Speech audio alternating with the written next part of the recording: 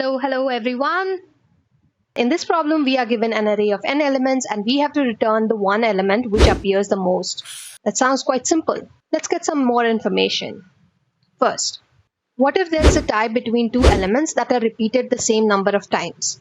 So in this problem, there will be only one majority element and it will occupy more than half of the array. Good, that cleared things up. Is the array going to be sorted? No. What do the constraints look like?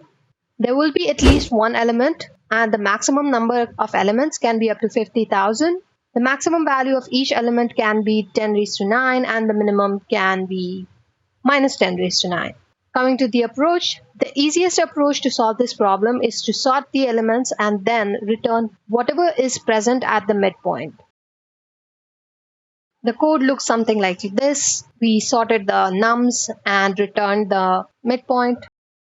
The time complexity for this sorting approach is O of n log n, assuming we sort using the quickest and the most efficient algorithm in Python. And the space complexity is O of 1 because we use no additional space, so constant. Okay, that was it for today's problem. You can go ahead and keep counting majority things somewhere.